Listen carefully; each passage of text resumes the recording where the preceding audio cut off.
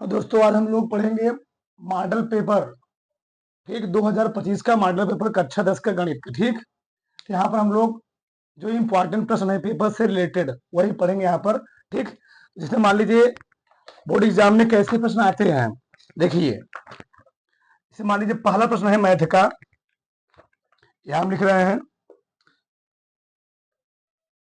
पहला, दिया है समीकरण अति लघु उत्तरी में। समीकरण 5x² माइनस 3x प्लस 2 बराबर 0 के मूलों का योग होगा। अति लघु उत्तरी प्रश्न है कि मूलों का योग होगा। 20 प्रश्न हमको क्या दिए जाएंगे, अति लघु उत्तरी के 20 प्रश्न दिए जाएंगे। ठीक, तो पूछा है मूलों का योग कितना होगा। हम लोग जानते हैं क्या है, द्विघात का समीकरण का सवाल है। ठीक, तो हम लोग इसको क्या करेंगे, द्विघात समीकरण से व्यापक समीकरण तुलना करेंगे। हम लोग जानते हैं द्विघात का व्यापक समीकरण क्या होता है। द्विघात का व्यापक समीकरण ठीक लिख लेंगे ऐसे। उसको तो हल करने में सीखिए पहले। ax² plus bx plus c बराबर 0। तुलना करेंगे, यहाँ पर a का मान कितना आएगा, a का मान आएगा 5 और b का मान कितना आएगा -3। ठीक, और c का मान कितना आएगा, c का मान आएगा 2। ठीक, हमसे पूछा है मूलों का योग, तो मूलों का योग और मूलों गुणनफल दोनों का अलग अलग फार्मूला होता है। ठीक, तो मूलों का योगफल तो मूलों का जो योगफल का फार्मूला होता है अल्फा प्लस बीटा बराबर क्या होता है, -b/a। ठीक, तो बी का मान खुद ही -3 में है, पहले से माइनस लगा हुआ है, तो -3 बटे ए का मान कितना है 5, तो क्या आ जाएगा 3/5। ये आपको विकल्प में दिया रहेगा। इसका आंसर कितना हो गया 3/5। ये पहला प्रश्न हुआ। ठीक, ऐसे दिए जाएंगे, बस आपको टिक मारना है, लेकिन ये तरीके लगाने का ऐसा होता है प्रोसेस। अगला प्रश्न, प्रश्न नंबर 2। ठीक, जितने प्रश्न दिए गए हम लोग देखते हैं आराम से। ठीक, अगला प्रश्न क्या है, समीकरण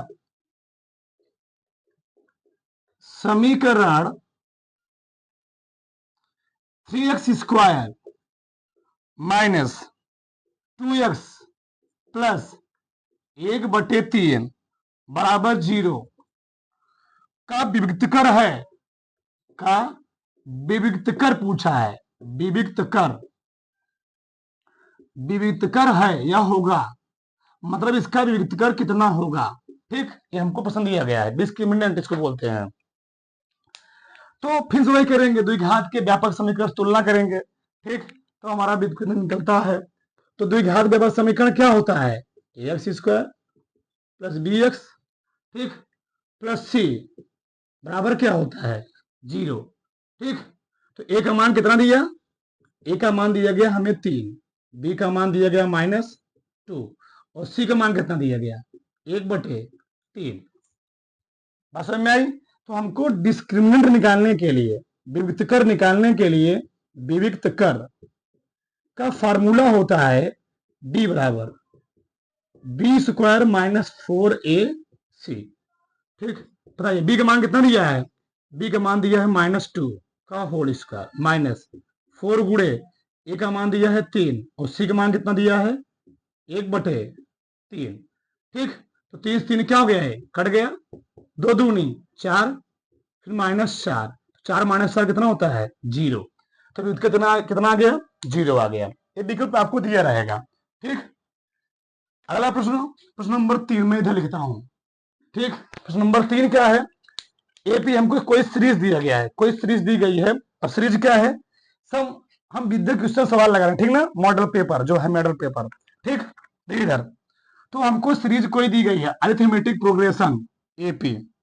क्या दिया गया है 10, 7, 4 ठीक डैश डैश डैश पूछा है का 30वां पद क्या होगा। 30वां पद होगा, 30वां पद होगा। 30वां पद क्या होगा ये बताइए हमको। सीरीज दी गई है एपी, ठीक, अरिथमेटिक प्रोग्रेशन, समांतर श्रेणी। तो समांतर श्रेणी हमको दी गई है, ये बताइए समांतर श्रेणी इसका प्रथम पद कितना है, क्योंकि एपी है, इसका प्रथम पद कितना दिया गया हमको, प्रथम पद यानी ए हमें दिया गया है 10। कितना दिया गया है 10। फिर हम लोग निकालते हैं सार्वांतर, क्या निकालते हैं सार्वांतर, ठीक, डी का मान। तो डी हमको कितना दिया गया है निकालते हैं, ए2 माइनस क्या होता है ए1, तो ए2 कितना दिया गया है 7 माइनस 10 क्या हो जाएगा -3 हो जाएगा। तो हम लोग जानते हैं एपी का यानवा पद का फॉर्मूला क्या होता है, एपी का यानवा पद, एपी का यानवा पद फॉर्मूला होता है टीएन बराबर a plus n minus 1 into d. हमको निकालना कौन सा पद है 30वां पद। ए का मान कितना दिया गया 10 प्लस 30वां 30 माइनस 1 इंटू डी, डी कितना दिया गया हमें -3। तो 10 घट जाएगा 29 गुणे -3, तो यहां 10 आ गया, 3 से गुणे करेंगे 3 9 27 के साथ हाथिल 2 3 6 2 8, कितना आ जाएगा -77 आ जाएगा। ठीक, ये आपका आंसर हो गया। ठीक, आगे देखिए, चलिए आगे देखते हैं अगला प्रश्न क्या है। ठीक, प्रश्न नंबर 4 क्या है, प्रश्न नंबर 4 है, हमको एपी दिया गया है, एपी क्या दिया गया है 3, 8, 13, फिर 18, फिर dash dash dash dash dash का कौन सा पद, का कौन सा पद 78 है, क्या है 78 है पूछा है। ठीक, देखिए कुछ करना हमें नहीं है, प्रथम पद निकालेंगे पहले, प्रथम पद, तो प्रथम पद कितना दिया गया है ए हमें दिया गया है 3, सर्वांतर कितना दिया गया है सार्वांतर, ठीक, डी का मान ए2 माइनस ए1, ए2 है 8, ए2 माइनस ए1, ए2 है 8 और ए1 कितना है 3, आ जाएगा 5। सही है, कौन सा पद 78 है, तो एपी का यानवा पद फार्मूला क्या होता है, एपी का यानवा पद, यानवा पद फार्मूला क्या होता है टीएन बराबर a plus n minus 1 into d. बताइए ए का मान दिया गया है 3 प्लस कौन सा पद निकालना है हमको 78वां पद।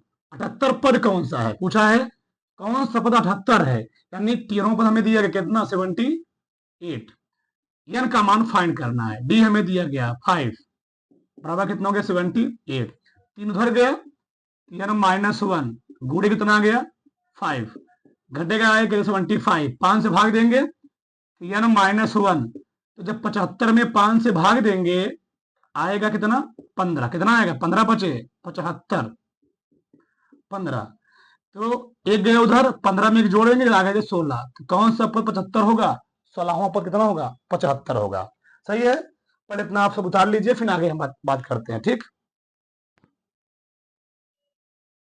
चलिए आगे देते हैं 5वां नंबर क्या है। ठीक, 5वां नंबर हमें दिया गया है,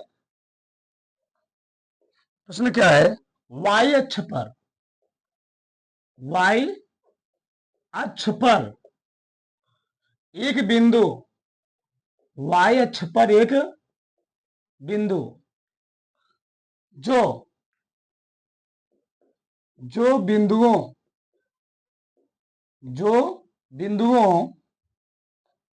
ए 6,5 तथा बी -4,3 से समदूरस्थ है का निर्देशांक होगा, से समदूरस्थ है, समदूरस्थ है का निर्देशांक, का निर्देशांक होगा, होगा। देखिए ध्यान से, चलो y अक्ष पर एक बिंदु निकालना है, जो बिंदु a और b से क्या है, समदूरस्थ है। समदूरस्थ मतलब होता है समान दूरी पर है। इसे मान लीजिए ये y अक्ष है, तो y अक्ष पर हम लोग जानते हैं x का मान कितना होता है, भुज का मान 0 होता है। यहां लिखेंगे हम लोग 0 कामा y। ठीक, तो अब मान लीजिए ये पॉइंट है a, ये पॉइंट है a, ये पॉइंट है b। पॉइंट a का निर्देशांक है 6,5, b का निर्देशांक है -4,3। जो पॉइंट ए और बी है वह इस पॉइंट ओ से मान लो क्या है, समान दूरी पर है। यानी ओ से जितना दूरी पर ए है उतना दूरी पर कौन है, बी है। यानी हम कह सकते हैं कि ओ ए बराबर क्या होता है, ओ बी। दो बिंदुओं के बीच दूरी फार्मूला होता है कड़ी में एक्स स्क्वायर माइनस ए स्क्वायर, कड़ी में x2 माइनस, कड़ी में x2 माइनस x1 का whole square plus y2 minus y1 का होल स्क्वायर। तो हम स्टार्टिंग में ही दोनों पक्षों को वर्क कर देंगे, ओ ए स्क्वायर बराबर क्या लिखेंगे, ओ बी स्क्वायर। तो मान लीजिए हम निकाल रहे हैं ओ ए के बीच दूरी निकालेंगे, इसके बीच दूरी निकाल रहे हैं ओ ए के, तो इसको हम क्या मान ले रहे हैं, x2 y2, इसको हम मान क्या ले रहे हैं, x1 y1। चलिए मानिए, तो वो x2 y2 इसको हमने क्या मान ली, चाहे कोई मान सकते हैं आप, कोई दिक्कत नहीं है। x2 इसको मान लीजिए। चलिए, तो x2 कितना है 6, तो 6 माइनस 0 का होल स्क्वायर प्लस y2 इसको मान लिए 5 माइनस y का होल स्क्वायर। ऐसे इधर भी कोई मान लीजिए। ठीक, चलिए, तो y2 मान लीजिए, x2 हो गया, तो -4 माइनस 0 का whole square plus 3 minus y का होल स्क्वायर। बस हल कर लेंगे। तो 6 का स्क्वायर, 6 में से 0 घटाएंगे 6 ही आएगा, 6 का स्क्वायर प्लस 5 माइनस वाई का होल स्क्वायर बराबर -4 का whole square plus 3 minus y का होल स्क्वायर। तो 6 चार 36, 5 का वर्ग आएगा 5 पचम 25 प्लस वाई स्क्वायर, फिर 5 दूनी 10 वाई, 4 चौके 16 प्लस 3 तिहाई 9 plus y square plus minus 3 दूनी 6 वाई। सही है। अब आगे हल कीजिए, तो वाई स्क्वायर से वाई स्क्वायर क्या हो गया, कट गया। अब यहां देखिए 36 25 61 minus 10 y, 16 9 25 minus 6 y, 10 y उधर लेके जाइए, तो 10 वाई में से 6 वाई घटे कितना आएगा, 4 वाई, और 25 को इधर लेकर आइए, तो 61 में से 25 घटाएंगे। जब 61 में से 25 घटाएंगे तो 6 5 11 बचा यहाँ पर कितना, 5 3 2 5 36 हो जाएगा। तो y के मान कितना आ गया, 4 9 वाई 36। तो निर्देशांक कितना हो जाएगा, निर्देशांक बताइए, निर्देशांक हमारा क्या था 0 कामा y, तो क्या आ जाएगा 0 कामा 9, 0 कामा 9, ये आपको विकल्प में दिया रहेगा। ठीक, अगला हम लोग देखते हैं प्रश्न नंबर 6। प्रश्न नंबर 6 क्या है, हमको दिया है x बराबर, यदि यदि cos थीटा बराबर a upon b, simple simple दिए रहेंगे, तो tan थीटा बराबर tan थीटा का मान होगा, का मान होगा, tan थीटा का मान कितना होगा। ठीक, देख ध्यान से इधर, तो हमको cos थीटा दिया गया, हम लोग नियम जानते हैं लाल बटे कक्का, क्या जानते हैं, लाल बटे कक्का। ये बताइए लाल बटे कक्का में cos थीटा क्या होता है, आधार बटे कर्ण। बना दीजिए आराम से, कैसे भी बना दीजिए, कोई दिक्कत नहीं। ठीक, तो आधार कितना दिया हमें, लाल बटे कक्का में आधार cos थीटा क्या होता है, आधार बटे कर्ण। आधार हमें कितना दिया है, आधार दिया है, और कर्ण कितना दिया है b। हमको निकालना क्या पड़ेगा, लंब निकालना पड़ेगा। तो लंब निकालने का हम लोग क्या लगाएंगे, पाइथागोरस प्रमेय। तो लगा दीजिए पाइथागोरस प्रमेय, पाइथागोरस प्रमेय से, पाइथागोरस प्रमेय से।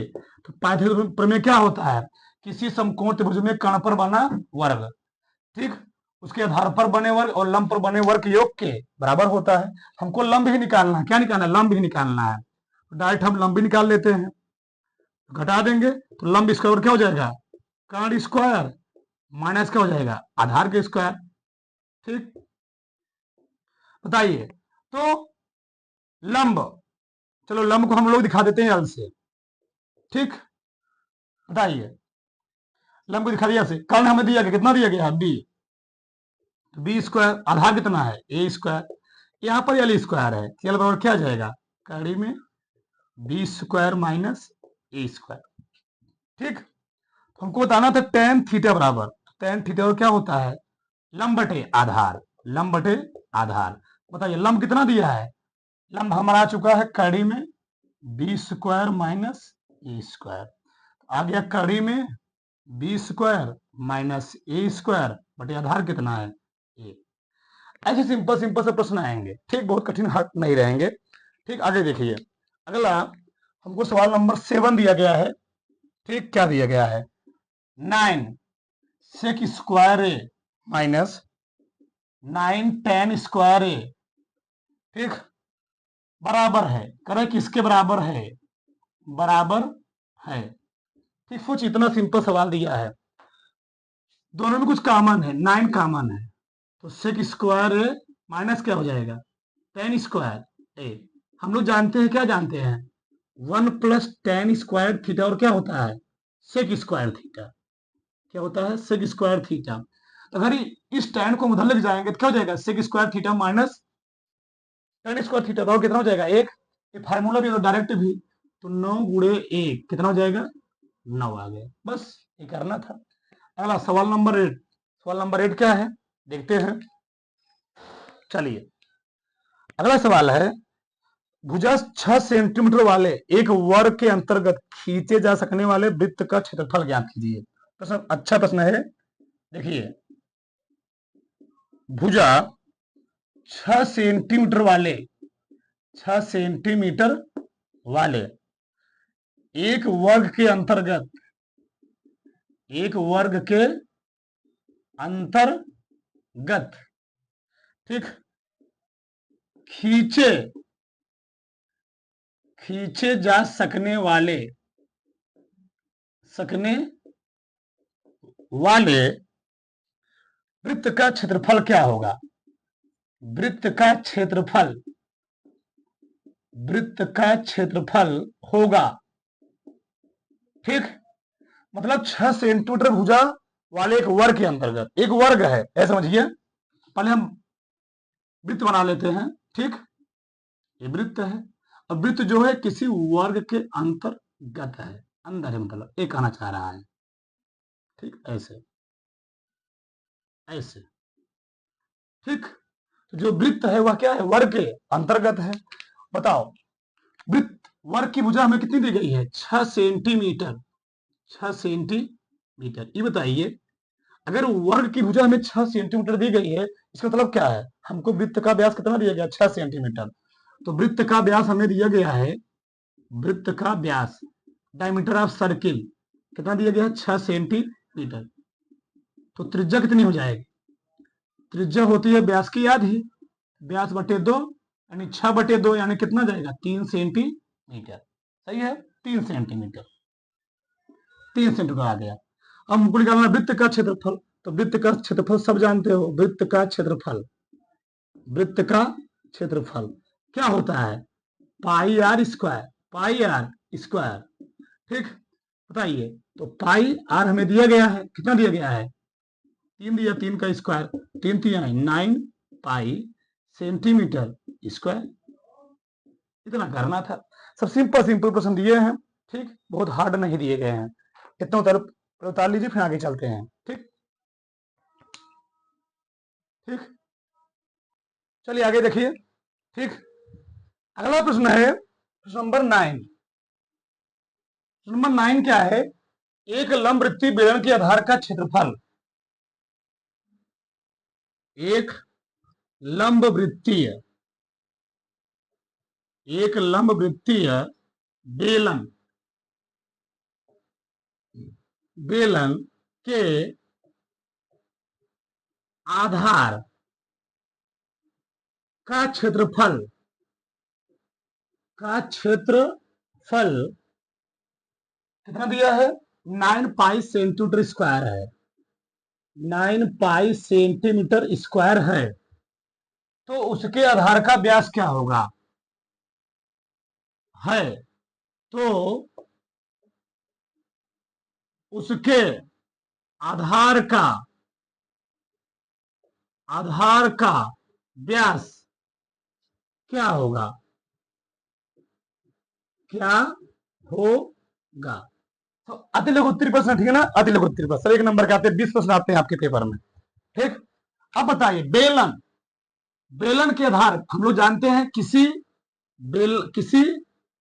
आयताकार आकृति को उसकी चाहे लंबाई चाहे चौड़ाई की परिधि घुमाने से बनी आकृति हम लोग कहते हैं क्या, बेलन। क्या बोलते हैं, बेलन। ये बेलन है, इसकी मान लीजिए हाइट कितना है, h। बेलन नीचे से चाहे ऊपर से क्या होता है, वृत्ताकार। तो आधार का क्षेत्रफल यानी वृत्त का क्षेत्रफल हमें दिया गया, नीचे भी ऊपर वृत्त ही बनता है, अगर आप लोग देखे होंगे। तो वृत्त का क्षेत्रफल बताइए। तो वृत्त का क्षेत्रफल वही दिया गया हमको 9 पाई, और वृत्त का क्षेत्रफल होता क्या है, पाई आर स्क्वायर। जगह 9 पाई बराबर हो जाएगा उसके, पाई पाई क्या हो गया, कट गया, आर स्क्वायर कितना आ गया 9। आर के मान क्या आ जाएगा 3 प्लस माइनस 3 है, लेकिन माइनस लेंगे ना, लंबाई जो भी होती है कभी माइनस में नहीं होती है, सिर्फ 3 सेंटीमीटर। उनसे पूछा व्यास, तो जो व्यास होता है त्रिज्या का दुगुना होता है 2r। 3 गुणे क्या हो जाएगा, 2 गुणे 3 लिख लीजिए, 2 गुणे 3, 3 दूनी 6 सेंटीमीटर। ठीक, प्रश्न नंबर 10, 10वां क्या दिया है, लिखते हैं। दो गोलों के आयतनों का अनुपात हमें दिया गया है। ठीक, दो गोलों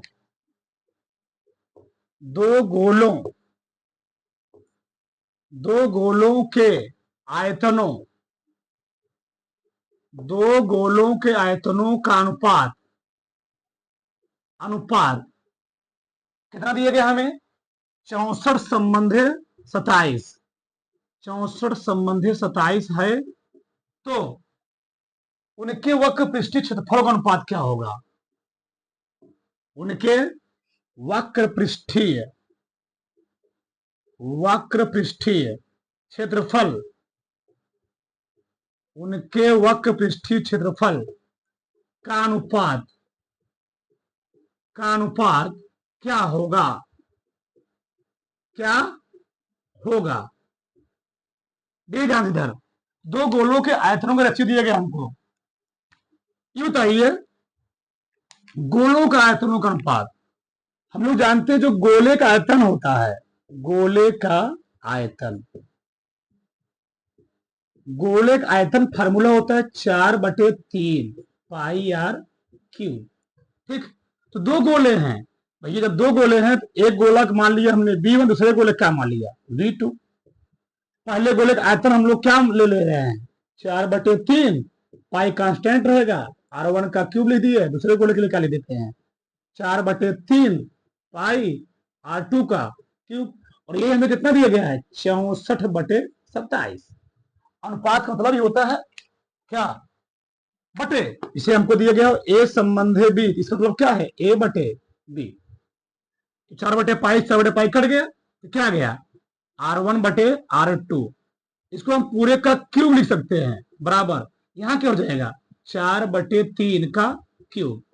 3 क्या हो गया, कट गया, R1/R2 का मान हमें कितना दे दिया 4/3। जैसे हमसे पूछा क्या वक्र पृष्ठीय क्षेत्रफल बताइए। तो गोले का वक्र पृष्ठीय क्षेत्रफल क्या होता है, गोले का वक्र पृष्ठीय क्षेत्रफल क्या होता है, वक्र पृष्ठीय क्षेत्रफल क्या होता है 4 पाई आर स्क्वायर। दो गोले हैं तो सरफेस एरिया मान लीजिए S1 ले लिया मैंने नाम, S1 बटे क्या हो गया S2, तो क्या लिखेंगे 4 पाई R1 का स्क्वायर बटे क्या लिखेंगे 4 पाई R2 का स्क्वायर, बराबर 4 पाई कट गया, यहां पर क्या देगा R1/R2 पूरे का होल स्क्वायर। बताइए R1/R2 कितना दिया हमें 4/3, 4/3 का होल स्क्वायर यानी 16/9। इसी को हम लोग कहते हैं क्या 16 संबंधी 9। ऐसे सब सिंपल प्रश्न दिए रहेंगे, ज्यादा हमको उसमें दिक्कत आने वाली नहीं है। आगे देखिए एक प्रश्न दिया गया है सवाल नंबर 11, प्रोबेबिलिटी क्या है, अच्छी प्रकार फेंटी गई, कुछ लिख रहे हैं, अच्छी प्रकार फेंटी गई, अच्छी प्रकार फेंटी गई, फेंटी गई। 52 पत्तों की एक गड्डी में से, 52 पत्तों की, 52 पत्तों की एक गड्डी में से, में से एक इक्का आने की प्रायिकता, एक इक्का, ध्यान रहे, एक इक्का, इक्का आने की प्रायिकता, एक इक्का आने की प्रायिकता, प्रोबेबिलिटी, प्रायिकता होगी। हम लोग जानते हैं 52 ताश की पत्ती में इक्के होते हैं 4, कितने होते हैं? 4। हमसे पूछा है प्रायिकता, तो कुल संख्या, मतलब घटना के अनुकूल संख्या बटे कुल संख्या, इसका सूत्र होता है घटना के अनुकूल, घटना के अनुकूल संख्या बटे कुल संख्या, बटे कुल संख्या, कुल संख्या। भैया घटना के अनुकूल कुल कई इक्का होते हैं? इक्के होते हैं 4, 4 बटे कुल संख्या कितनी है? 52। 4 बटे 52 काट देंगे, 13 चौके 52, तो प्रोबेबिलिटी क्या आ जाएगी? 1/13 आ जाएगी। ठीक, चलो आगे देखते हैं हम लोग। अगला प्रश्न क्या है? सिंपल सिंपल सा प्रश्न दिए गए हैं। ठीक, प्रश्न नंबर 12 प्रश्न दिया गया है हमें। ठीक, यदि यदि यदि 26 कामा 156 का लासा, लासा लघुत्तम समापवर्तक कितना? 156 है, 156 है, तो मासा ज्ञात कीजिए, तब महत्तम समापवर्तक मासा होगा। ठीक, क्या करेंगे बताइए? हम लोग फार्मूला जानते हैं,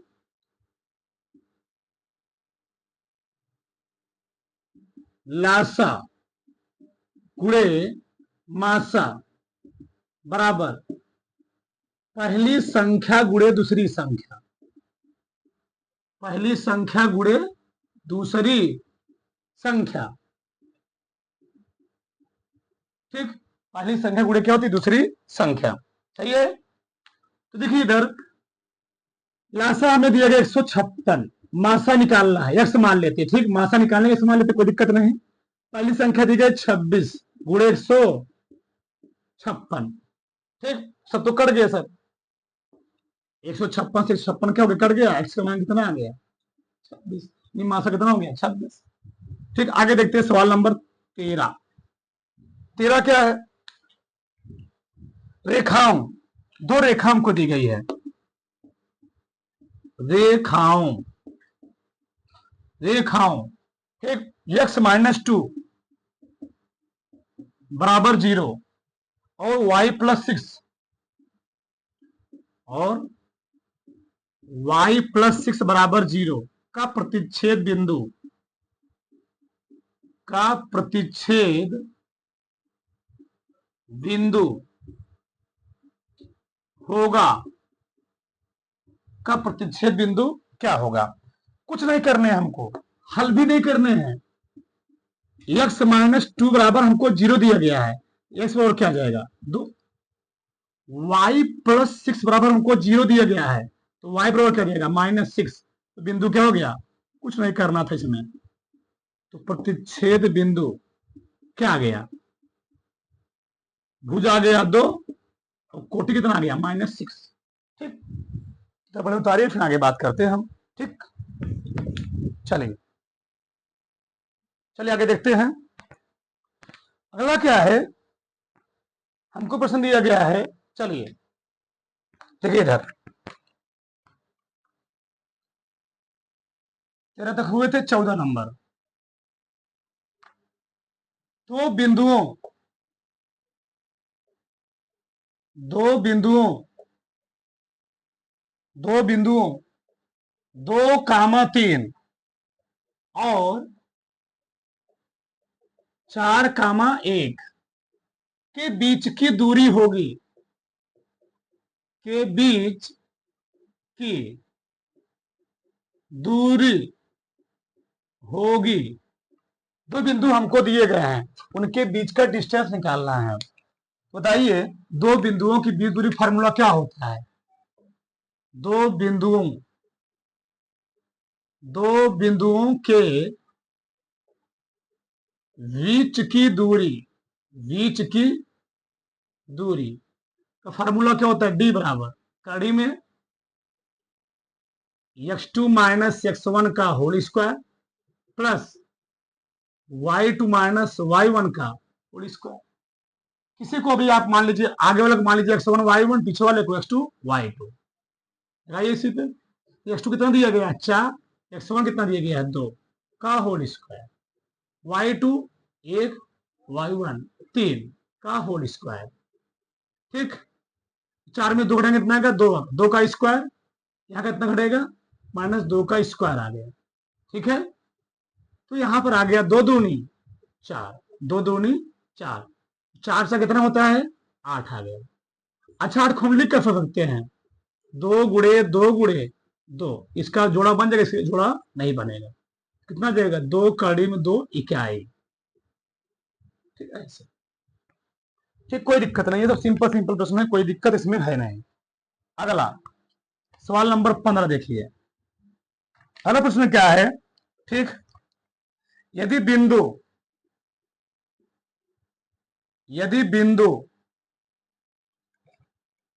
ए 1,2 वो हमको दिया गया है 0,0 और सी A,B कराए संरेख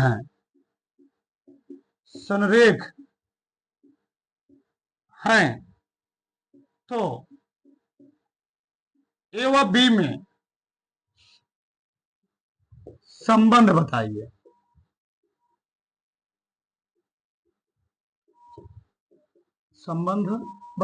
ठीक, चलिए आगे देखिए। अगला प्रश्न है, यदि बिंदु A,2 0,0 A,B संरेख है, तो ए व बी के बीच रिलेशन बताना। रिलेशन क्या होगा? संरेख। बताइए कि संरेख होने का प्रतिबंध क्या होता है? संरेख होने का प्रतिबंध, हम लोग जानते हैं संरेख होने जो प्रतिबंध होता है वह त्रिभुज क्षेत्रफल क्या होता है? 0 बराबर होता है। डायरेक्ट मैं लिख रहा हूं, ठीक, x1 y2 minus y3 plus x2 y3 minus y1 plus x3 y1 minus y2 बराबर क्या होता है? 0। रख दीजिए, कुछ करना है नहीं। x1 कितना दिया गया? 1, y2 0, y3 d, x2 कितना दिया? 0। अब यहां तो कोई मतलब है नहीं रखने से, रख दीजिए y1 2, x3 कितना दिया गया है? a, y1 2, y2 0 बराबर क्या आ गया? 0। यहां आएगा -b, यहां क्या आएगा? 0 पूरा हो गया प्लस 0 प्लस 2a बराबर क्या आ गया? 0। यानी ऑलरेडी आ गया 2a माइनस b बराबर 0। तो 2a बराबर क्या आ गया? b, या b बराबर 2a, जो आपका मन करे, जो विकल्प में दिएगा उसे लिख लीजिए बस। ठीक, आगे देखिए। अगला हमको दिया गया साइन थीटा बराबर 4/5। हम लोग जानते हैं क्या? लाल बटे कक्का फेमस है। अब कक्का जी क्या थे? लाल थे, इसलिए बन गया लाल बटे कक्का। ठीक, तो लाल बटे कक्का में हमको साइन थीटा कितना दिया गया है? साइन थीटा क्या होता है? लंब बटे कर्ण। लंब है 4, कर्ण कितना है? 5, आधार निकालना पड़ेगा। ठीक, तो लगा देंगे पाइथागोरस प्रमेय। क्या होता है? कर्ण का स्क्वायर बराबर क्या होता है? लंब का स्क्वायर प्लस आधार का स्क्वायर। निकालना है कर्ण यानी के का मान। लंब दिया गया है, आधार का मान निकालना है। लंब दिया गया कितना? 4। कर्ण भी दिया गया कितना? 5। आधार नहीं दिया गया है, बेस ए का स्क्वायर। तो जब ए निकालेंगे तो क्या हो जाएगा? 5 स्क्वायर में से 4 स्क्वायर घटा देंगे तो 5 पचम 25, 4 चौके 16, कितना आ गया? 9। तो ए का मान कितना जाएगा? 3। तो इसका मान आ गया 3। ठीक, जब ए का मान 3 आ गया तो हमको निकालना है tan थीटा। क्या निकालना है? tan theta. अब tan थीटा क्या होता है? लंब बटे आधार। लंब बटे आधार। तो लंब हमें कितना दिया गया है? लंब हमें दिया गया है 4। आधार कितना दिया गया है? 3। तो ये निकालना था वो। तो tan ए बराबर क्या आ गया? 4 बटे 3 आ गया। ठीक, आगे देखते हैं अगला सवाल क्या है। साइन स्क्वायर थीटा प्लस 1 बटे 1 प्लस tan स्क्वायर थीटा का मान क्या होगा? ठीक, तो इसमें फार्मूला लगा दीजिए, कोई दिक्कत नहीं है। तो साइन स्क्वायर कैसे रहने दीजिए? साइन स्क्वायर थीटा प्लस 1 बटे 1 प्लस tan स्क्वायर थीटा क्या होता है? सेक स्क्वायर थीटा के बराबर। Sec square theta. सोचिए, सब सिंपल क्वेश्चन दिए होते हैं ऑब्जेक्टिव में। 1 अपॉन सेक स्क्वायर थीटा क्या होता है? Cos square theta.